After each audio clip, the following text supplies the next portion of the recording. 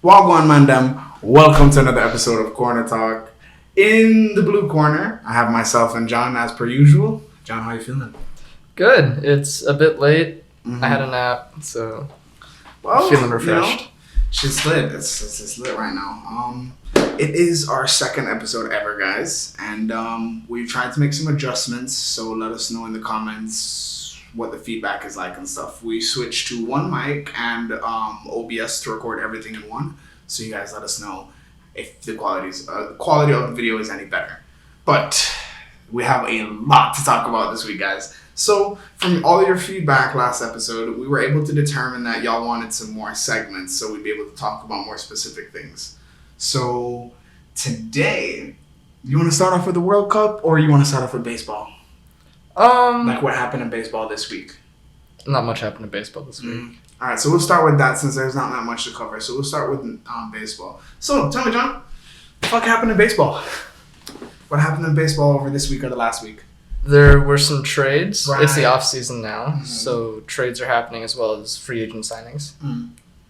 Quick question. So does trading work on like a transfer window? Because in football, there's a particular amount of time that transfers are allowed to be made, and then after that point, yeah. So as soon as the off season starts, which is, I'm not sure if it's immediately when the postseason ends, like the final championship is won.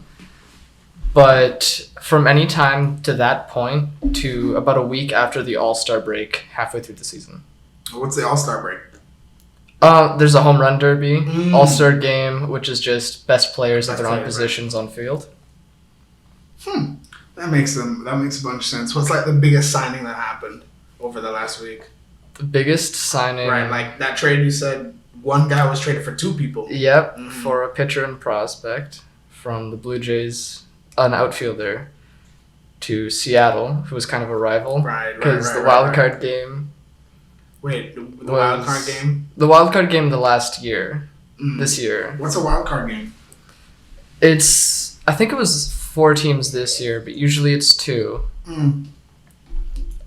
Just the way that the postseason works. Right, but what is a certain amount of teams get into the postseason. There's 2 leagues, 3 divisions in each league, American League and National League. Right. So the winner from each division will automatically get into the postseason, and then the 2 highest winning percentage teams, they're the wild cards to get into the postseason. Okay. Yeah, that made sense. Another thing that somebody wanted us to talk about was Deji. So, Deji versus Floyd. Where do I even begin? You know what? It started late. Did you hear why it started late? Didn't they want to kick somebody out? Dylan Dennis or someone? They wanted Jake Paul out before the fight. But also, the contract originally said 14-ounce gloves. And for the longest time, it said 14-ounce gloves.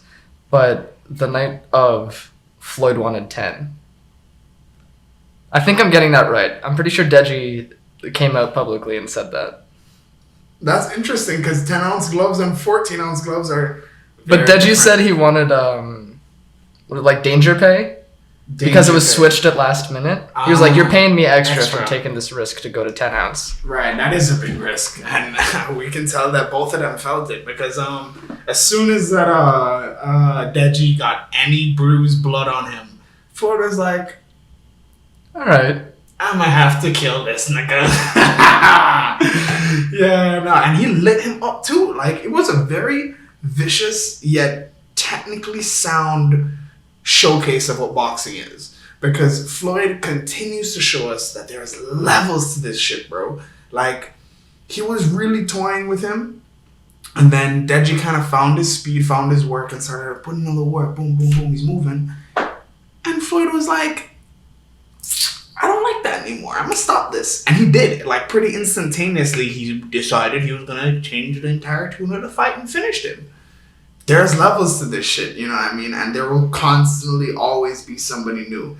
I just don't know who the fuck is gonna beat Floyd Mayweather, bro. Like, at some point, you know he's gonna take this long enough to he gets old enough, somebody's going to beat him. I think he's going to retire on top. I don't think he's going to get beat. You think he's going to retire before that point? Yeah. You think he's going to you're going to see a downgrade in fighters as he gets older? Not even a downgrade in fighters. He's doing this because it's fun. You have to remember that. He obviously doesn't need the money. You know what I'm saying? So Mayweather's going after the money. Oh, he says absolutely. What was the quote? I retired from boxing, but I didn't retire from making money. That's what he said. That's some real shit. Because he retired from pro boxing. He did it already. He beat all the greats, became a multi-time world champion. So now it's just time to punch people. What is it, 5 belts? Huh? Doesn't Mayweather have 5 belts or something? Yeah, belts in boxing are very different. Yeah. Because I think there's a multitude of promotions. There's the IBF, IWB. I think it's something like that. But there's a whole bunch of boxing belts that you can get, like World Boxing Federation, International Boxing Federation, a whole bunch of people. And boxing actually has an issue where they don't fight the best people because they want their guy to hold on to the belt. You know what I'm saying? So it doesn't make sense for promoters. Say me and you're the top 2 guys in the world. It doesn't make sense that you risk losing your title or I risk losing my title and I can go make a Billy fighting some bum. Yeah. You know what I'm saying? And not necessarily a complete total bum. He's obviously a professional, but not the best. In the UFC, in most MMA promotions, the best are constantly fighting. They're constantly trying to claw everyone down because there's only one at the top and there's only one belt. You know what I'm saying? Yeah. Mm-hmm. That's one of the things I hear that's kind of the problem with boxing mm-hmm. is that for MMA, it's the UFC, mm-hmm. no matter where you are. But boxing, everything is different. Everywhere has their own federations, their own everything. Right. And I would say that's also to the casual person. If I heard that you won a PFL championship, they pay their fighters handsomely. That's the only time that you can make $1 million a night and not have anyone know you. You know what I'm saying? PFL fighters aren't that famous, but PFL pays them sweet. Professional Fighting League, I'm pretty sure it's called. But PFL, Bellator, One Championship, those are all on the other side of the world, I'm pretty sure. And they're really good, strong promotions that have a lot of excellent fighters as well. But you'd have to be a little bit more into the sport and be watching all these different promotions in order to know that. These guys are bad too. But most of the time these guys come over to the UFC, they either go on a fucking tear and beat everybody up like Michael Chandler, or they're like Ben Askren and they get knocked out in 5 seconds. There's 2 extremes, you get what I'm saying? Do you know who Ben Askren is? Yeah. Right. So before he came into the UFC, he was undefeated, right? I heard that, yeah. Yeah, he beat everybody over in Bellator and didn't make it out of the first 5 seconds out of his first UFC fight. Masvidal was his first UFC fight? Yeah, I think that was the first fight that he had in the UFC. It was either the first or second. Because he was trying to contend to become... It was his second. He basically, the referee saved him because he was going for a bulldog choke on someone and... I guess the guy flopped his hand to relax because he wasn't actually in danger. And the referee pulled him apart and stopped the fight because he thought that he went limp. Yeah, pissed. He was pissed. He was very upset with that. But let me pour that out of frame. No sponsorships. Yeah. Next on our topics list though. So, I was thinking that we could cover UFC 281, but I feel like most of y'all who are watching this are probably there. Let's talk about UFC 282. Let's see who is on for that. Patty? Yes, it's that event. I'm just trying to figure out everyone on it because I want to give everyone their respects. So, sorry guys, I looked down at the UFC schedule and I saw that December 3rd, Stephen Thompson's fighting. In case you don't know, Stephen Thompson should be your hero in the UFC. He's the only karate guy. Oh, you're talking about Yeah, and he's also known as the nicest person, ever. He's the nicest UFC fighter ever. Everybody loves this guy. Okay, he's like a fucking golden retriever that could kill you. You're not saying golden retrievers can, but you get what I'm saying.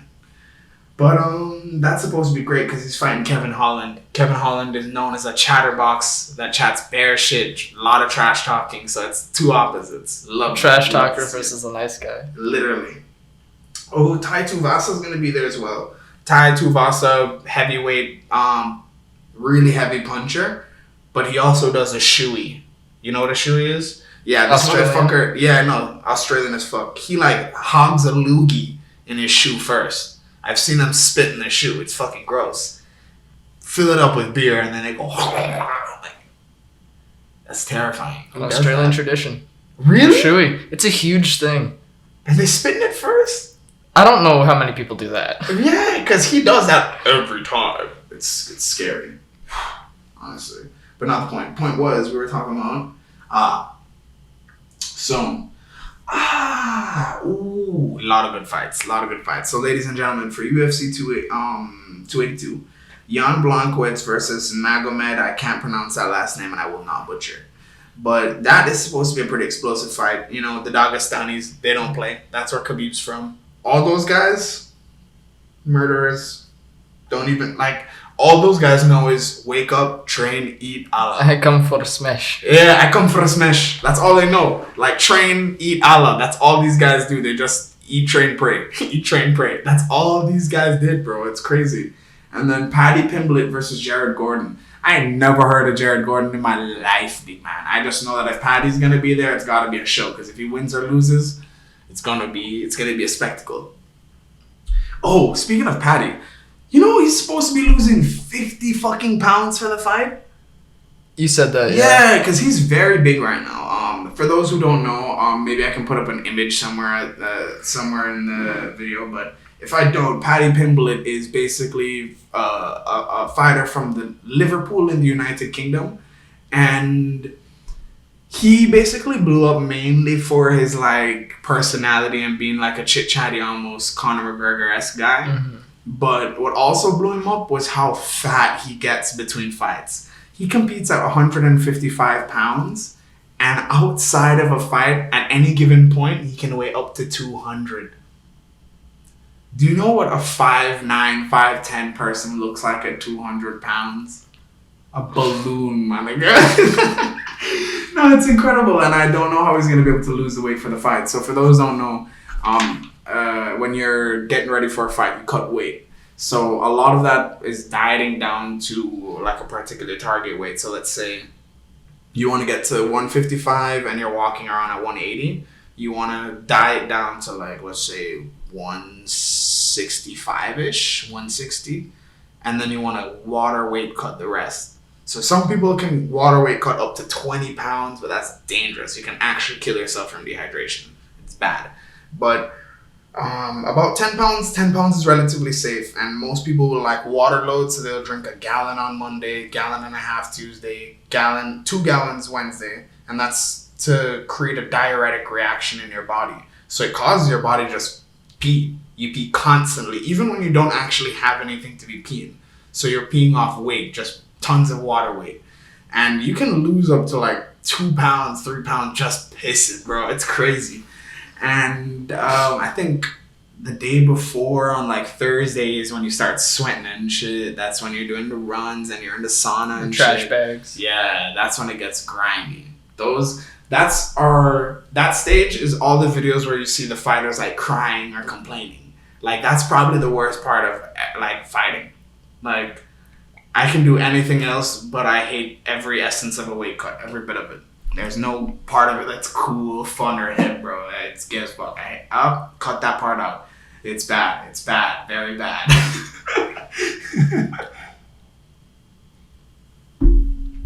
But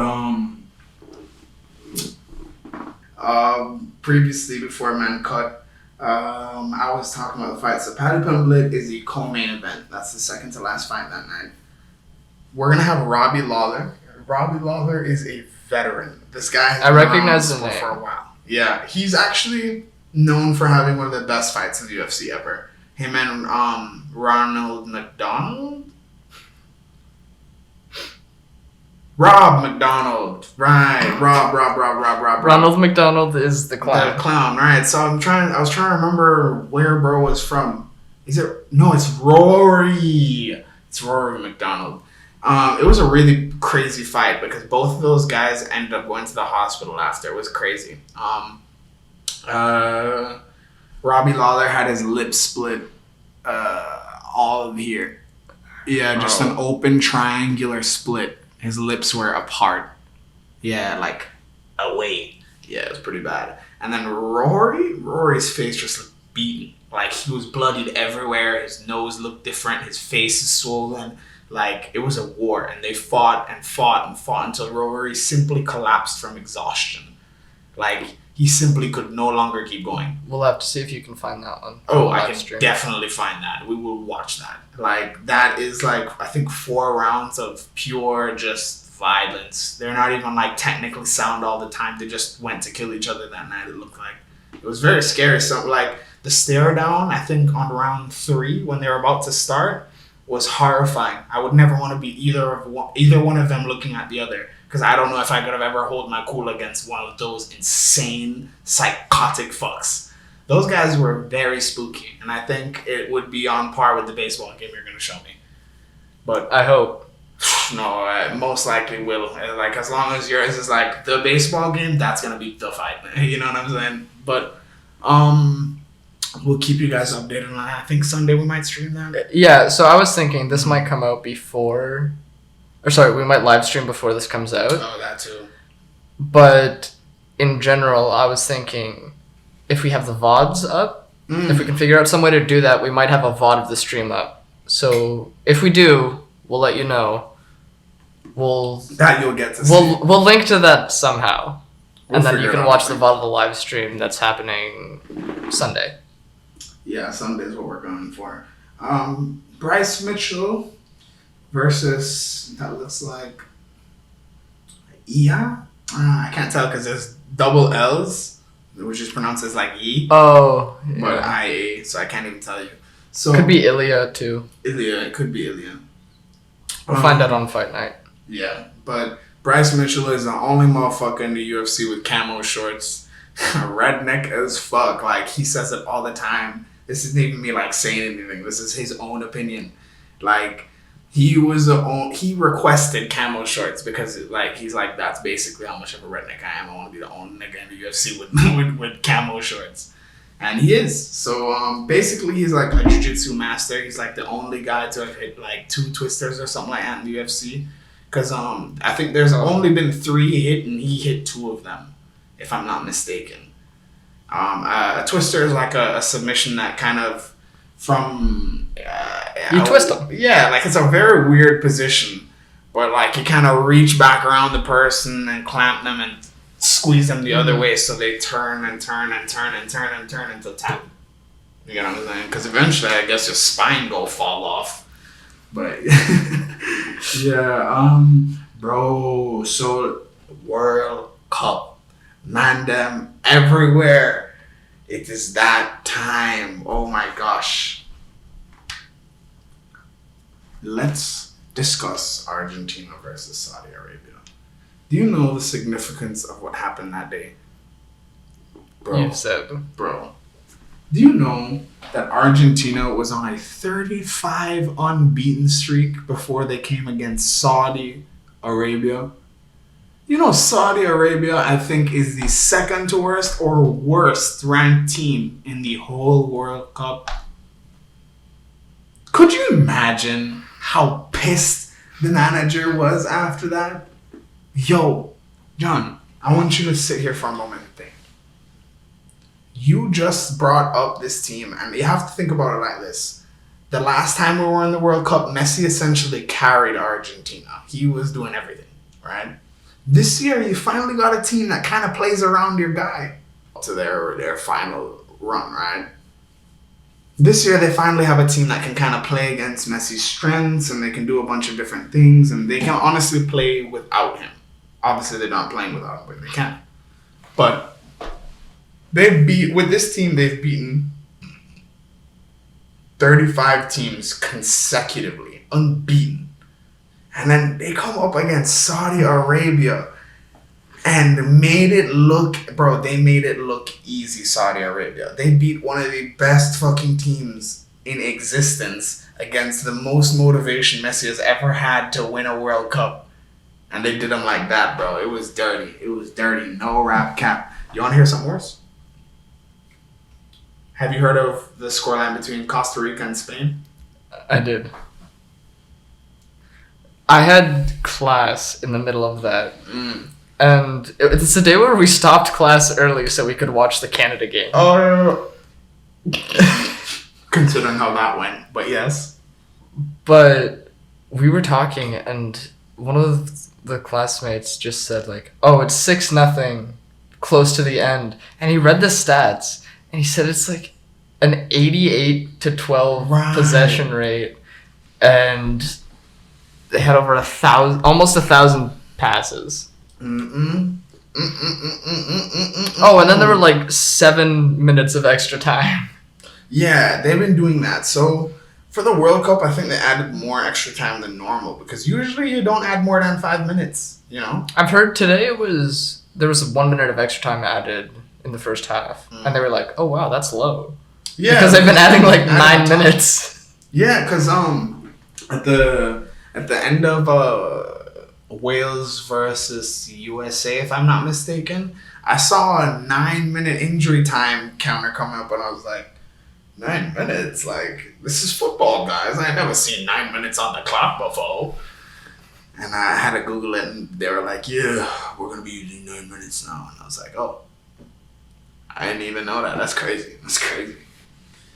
All right, where are we on time? Yeah, no, I'm still going to continue talking about the World Cup. Yeah, I was going to say there's more to touch on. Yeah, there's definitely more to touch on. Aside from, obviously, the World Cup's entire bid being extremely corrupt this year. Because, I don't know if you remember, but Qatar bought the fucking bid, basically. And it doesn't seem to be working out for them, like, financially as a host country, I'm being told. Like, from the different things I've seen on the internet, like, it's costing them way more than they anticipated. And they're not able to like upkeep with it. Yeah, no, I thought that was gonna happen. Like when your team can't even qualify for the World Cup, how the fuck you supposed to host it? I hear that happens a lot. Maybe it's kind of different with the Olympics, but especially afterwards, is that they build all this stuff for the Olympics. So all the stadiums, all the housing, stuff like that, and then afterwards, it's just gone. There's no use for it. So it's all empty space. Yeah, that's essentially what they did in Qatar. And I heard, I don't remember what the figure exactly was, but I'm just gonna say a large amount of people died, like building all of these arenas and stuff like that, because it was being done throughout the summer and shit. You know how hot it gets up there, bro. I think somebody said it gets up to 100 degrees in the summer Celsius. Isn't that like the boiling point of water, bruv? I need to Google that. Hold up. How hot does it get in Qatar? Jamie pulled that up. The number is actually much lower than that. 41 degrees Celsius. 41 degrees Celsius is very hot still. Like the hottest it gets in Jamaica, like if it's a really, really, really, really, really hot day, maybe 32. Really? Yeah. It does not get that hot. Like honestly, cruises generally speaking between 24 and 30. Like a super hot day is like 32, 30. Is there much humidity in Jamaica? I would say it is pretty humid. Honestly, it's pretty humid. But especially the area that I live, I'm like right on the water, so it's pretty breezy. And then most mountain people also get a lot of breeze. It's just city people don't have it nice because there ain't nothing happening there in terms of like air flowing and shit. Yo, man, this topic I did not write down. Yo, yesterday I took John to the kickboxing gym. John had his first ever kickboxing lesson, and it was awesome. I was so proud of him. John, tell us, how was kickboxing for the first time? It was interesting. I was expecting a beginner's class, and it wasn't as much of a beginner's class as it was just beginners were there. Yeah. And they kind of threw you into the deep end of, it was like, oh, do this, but I won't show you how. Yeah, no, for example, for reference, when we walked in, the class had already like semi-started. They were doing their warm-ups. So they were doing some basic movement stuff. But someone who's never kickboxed before would obviously never know this shit. So they kind of just like threw them in there and were like, listen, step forward, step back, step left, step right. And that sounds normal to like most people, but like doing that in a fighting stance, it feels very awkward. Especially I saw it with other people too. Like people who it wasn't their first class, they would go the wrong way too. Yeah, it was happening to me. Like it took me a second to adjust as well because I'd hear left and I'd go right. I'd hear catch right and I'd catch left because I'm like, it caught me up pretty good. But you also would have had like your first like pretty like contact like kickboxing sparring as well that day. What was going on in your mind that first time? A lot of people like skip out on the opportunity that you got to have. You got a very unique experience just sparring alone. So many people don't even know what it's like to be on a like controlled fight. You know what I mean? So how was that? What were you thinking? So I did karate for a long time. I think just about 10 years. Mm-hmm.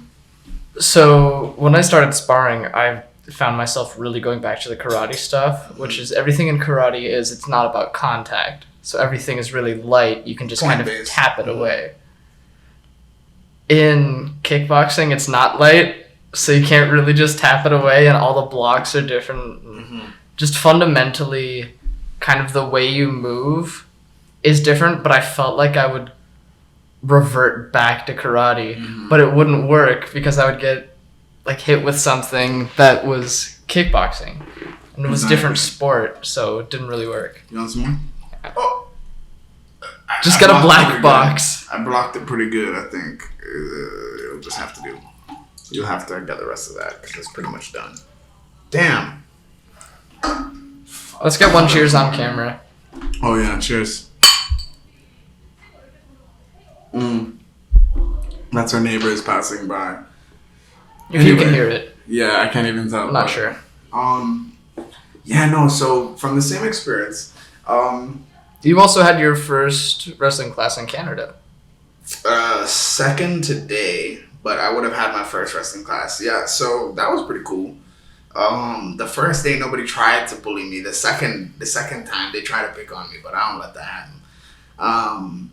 Yeah, it was really cool though, because all the guys were super nice, no one obviously, like there were a bunch of like state wrestlers there, so there's a lot of people that look like Ugga Bunga cavemen, you know what I'm saying? There's some real like, grr, I eat souls type of guys.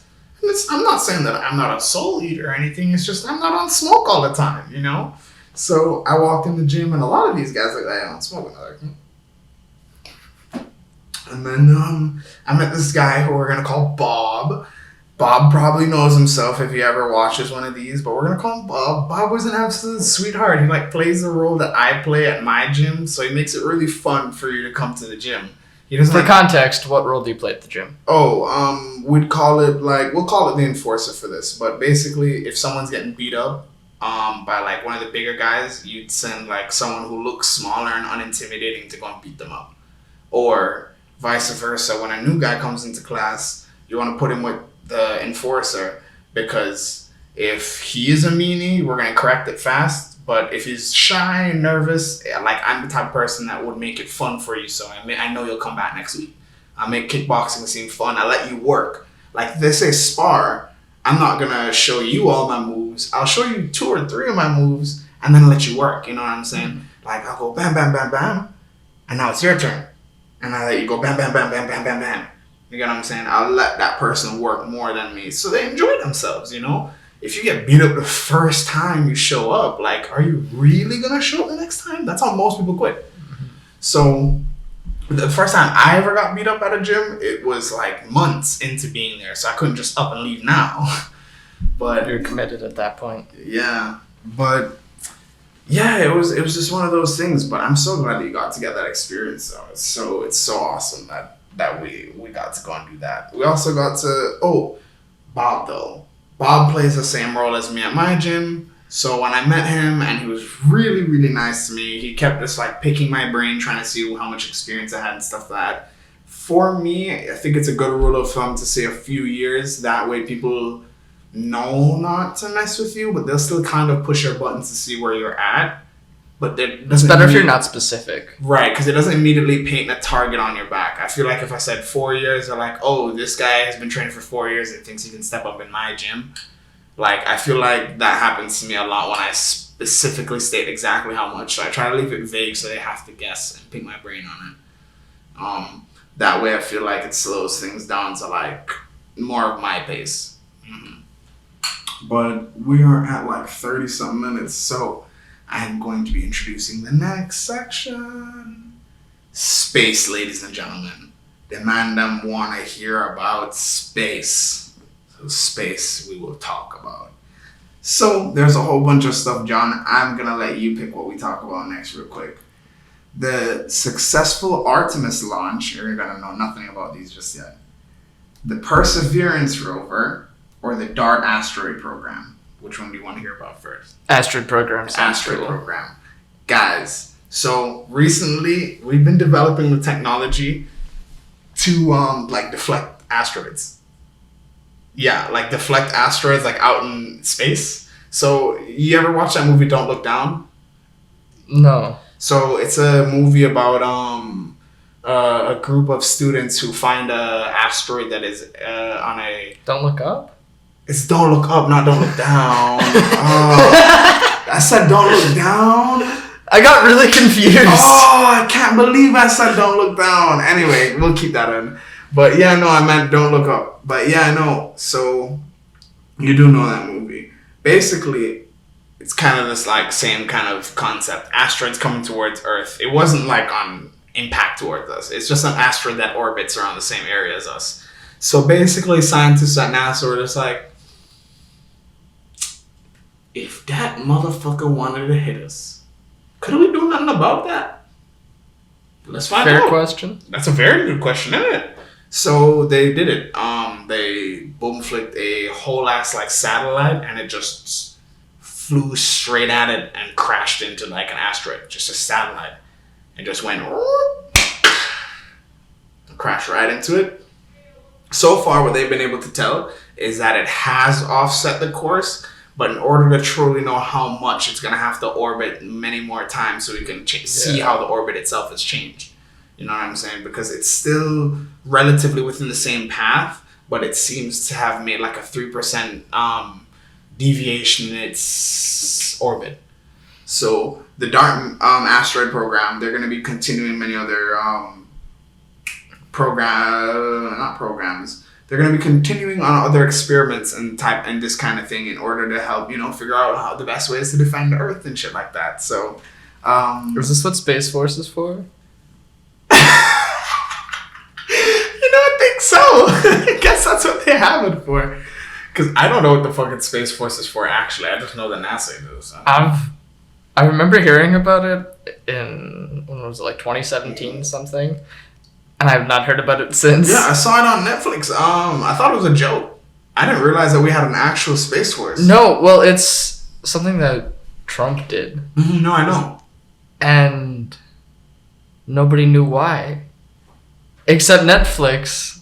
Maybe we should... I think we can say Netflix. I think we can talk about the show itself. They can't copyright the name, can they? No, I just mean like promoting brands. I feel like Netflix is already known. Yeah. They don't need us talking about it. Yeah, we're cool, but you're... Yeah, they made just like a comedy show about it because it was a joke. Nobody knew what it was. Nobody knew what they did. So they just said, let's make a show and show people what Space Force is. Fuck it. Sounds great. That's terrible. Oh, I also wanted to tell you about the time I actually met like a NASA employee. So... funny enough, we're going to call her Tatiana because all the people at home would actually know who that is. There's this girl that I know, Tatiana, that lives down the street from us in my neighborhood back home, and she actually goes to school up in the States. She ended up coming down and bringing her boyfriend back down back one time, and turns out, like, I'm speaking to him, we're going to call him David. I'm speaking to David, and David works at NASA, my nigga. I was like, you fucking a space nigga now? Like, yo, he works at NASA, and he's like a young guy, probably like a few years older than me, and he, Like, you can tell that NASA people are really smart because, like, we're stoned and we're, like, sitting back chilling, and bro is, like, answering mathematical equations and shit. Like, we're asking him all types of fuckery, and he'll look up in the air and go, answer. And, like, tell us the answer. And I'm like, what? This nigga's a human calculator. Like, yo, the people that got up in NASA are smart as hell. And he's not even, like, on the super high levels. Like, he's worked on some satellites and stuff before, but nothing, like, super crazy that's gone, like, out into out space. You know what I'm saying? Like, I'm pretty sure it was, like, nearby satellites that I don't even think have gone out yet. But, it's, like, crazy knowing anybody like at the lower level of that and knowing how like intellectually capable somebody at that low of the level at NASA is. You know what I mean? Like, how incredible must the minds be at NASA? You know what their budget is?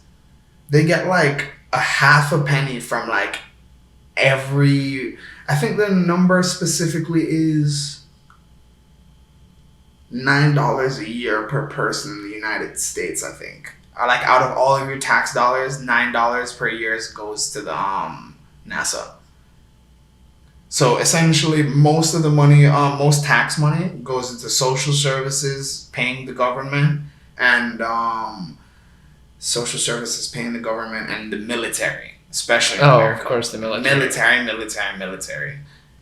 Imagine if we split the military budget in half, bro, and just gave half of it to NASA. Could you imagine the kind of shit we'd be figuring out? Now NASA's got to be going to other countries and being like, please work with me. And they're like making a whole bunch of like international projects because they simply cannot afford it on their own anymore, you know? Back in the 70s when they wanted to get to space first, they had the second highest budget in the out of any government institution. And now since they made it to the moon one time, they're like, screw your budget, nigga. Go and eat fucking scraps over there. We went once. That's enough. We went once. That's enough. Speaking of which, we're going again in 2024. The Artemis 1 space mission, everybody. Let's cut for a second. Yeah. Perro. Alright. Artemis. Let's cut back in. Right. Artemis launch. Right. So Artemis 1. This is going to be really awesome. So this is a very recent thing. I'm pretty sure. Funny story, John. The day before I left for London, I was at an Egg Smart, right? And I was sitting down with my dad. The original day it was supposed to be launched, actually, the Artemis rocket. No, the Orion rocket. Artemis is the name of the mission. Project? Yeah, the mission, right? So you know how there's Apollo, right? So the Greek god Apollo actually has a twin sister named Artemis.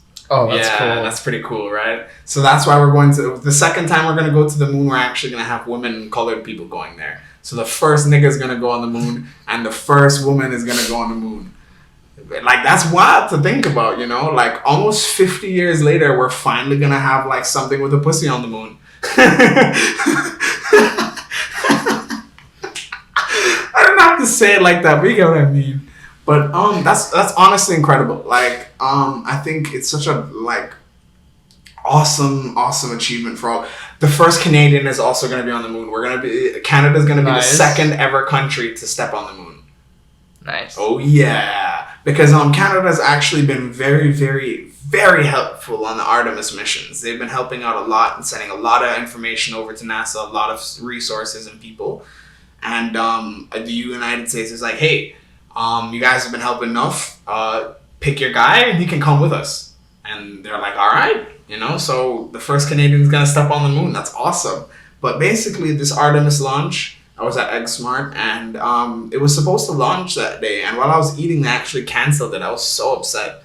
They canceled it because a launch, or what? They canceled the launch because of I think it was a single fuel line leaking or something like that. And they had to stop the operation, you know, if anything goes wrong. Because these missions are unmanned so right exact. now. Yeah, this mission is completely unmanned, which makes it even crazier, though. There's just, the ship works on its own entirely. So, skip forward to, October 23rd, I think, or October-ish. and they have the Orion spacecraft officially launch, right? So it goes out into space. So what are they trying to do with the launch? Just trying to see that it works to get out? Right. So essentially they're trying to fly out to the moon and orbit it a few times and come back by itself. Right. So that's essentially the purpose of it. They're trying to make sure absolutely everything works with no human help whatsoever perfectly. And then we can send people. So makes sense. Right. Yeah, no, it's a much better idea than you launch people into nothingness without a plan. Right. Doesn't make much sense. Exactly. So I don't remember if it I don't think it's come back yet. I'm pretty sure it's still orbiting. Has it launched? Yeah, and back in October it launched. Nice. So I'm pretty sure it's still orbiting. I don't think it's come back. You can actually look at the modified GoPro footage of the Orion spacecraft going around the moon. Yes, you can look at the modified GoPro footage. Speaking of modified, actually later. But yes, no, there's a GoPro footage. There's a GoPro mounted to the side of this satellite that's recording a live. I don't think it's live actually. I think NASA released them. But you can watch it orbit the moon. It's honestly wild. It's truly crazy. It's wild what we've been able to achieve as a species, and I'm so glad that we're gonna be able to go to the moon soon. But quick interesting facts before we move to the final segments of tonight. I wanted to quickly point some stuff that you guys could go and look at yourself that I thought was really cool that I wanted to share with everybody. So the Voyager 1 flybys, you should probably check this out too. Voyager 1 is super old now, before both of our times and stuff, but it's a satellite that was sent out a long time ago that actually did flybys of all the other planets, so you can watch its approach in a time lapse going towards a planet. I don't know how true this is, but isn't it the furthest thing ever sent from Earth? Yes, it is. It actually took a picture of Earth from 6 billion kilometers away. Is that where the pale blue dot is from? The pale blue dot. Wow, that's awesome. Because you brought it up about a week ago. Oh, right. Yeah, no, but the pale blue dot. I did show you that, I'm pretty sure. Right, yeah. And the most important picture and stuff like that. So those are also things you guys should check out. I'm not even going to give you context to the most important picture, other than the fact that everything you're looking at, galaxy. So when you watch that, when you look at that picture and you get your mind blown, you're welcome. Everything you're looking at, galaxy. All of it. But yeah, the Voyager flybys, it's a really cool set of videos that you can get to watch of just approaching a planet. It's quite wild. But aside from that, the Perseverance rover. The Perseverance rover actually has 2 mics that I'm pretty sure they ordered off the internet and attached, or that we can order off the internet. I don't think they specifically ordered it off the internet, but they're mics that we can actually purchase. They attach them to the Perseverance rover, sent that home to Mars. So you can hear what Martian wind sounds like. You can hear what the rover's wheels crunching on Mars sound like. It's truly intense. That's so cool. Mm-hmm. It's so intense, bro. The Perseverance rover. You can find that. You can literally see it entering the atmosphere of Mars. The heat shield flies off the front, and then the camera turns on, and you just look at the surface of Mars and fall, free fall towards Mars. It's truly incredible to watch. And then it goes through all the stages of its release its release procedure, because this is all automated. There's a 12-minute informational delay between Mars and Earth. So there's about 5 minutes over that 7-minute period of time where all of this mechanical stuff is unfolding. When it reaches the actual surface of Mars, there's 5 minutes where we don't know what happened. It's just blank because the information hasn't hit us yet. So when it landed and everyone had that 5 minutes of total anxiety, because it takes about 9-8 years to work on every one of these rovers. Mm-hmm. So everyone's sitting there in silence, it lands, and everyone's like, it's one of the coolest videos to look at when it lands, because everyone is so excited. You can tell how much it meant to everybody. And they didn't send him alone. They gave him a little cute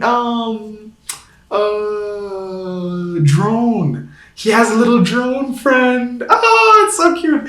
He's like not alone on the moon. It's honestly the most adorable thing. Like you can also hear the sounds of the helicopter whirring up, but through the Martian atmosphere. So it sounds very different because sound permeates differently throughout that atmosphere. I think it's mainly developed of methane. So because there's more methane in the atmosphere, it creates like a low warbled sound. So I didn't even think about how it would sound different. Exactly. It sounds very different. Martian wind doesn't sound like it's like it's really weird. It's really weird. But you guys should obviously go and check that out. Everything that I mentioned, I'm gonna try and find links and try and leave them in the description for you guys. But if not, just look up like the keywords that I've given you. All of this stuff is so mesmerizing and humbling to look at, and I'm so glad that I've been able to share all that stuff with you guys. So I'm pretty sure that's about everything that I've gotten written down here. And I think the next thing I could possibly do, unless you have anything else you want to talk about, is I'm good. Check. Huh? I'm just saying I don't have anything else to talk about. No, I'm going to check the comments real quick from the very last video because I want to make sure that the very last thing we talk about every single week is something that you guys want to hear. So I'm going to double check real quick and we'll either cut and tell you that we're not talking anymore or cut and tell you we are.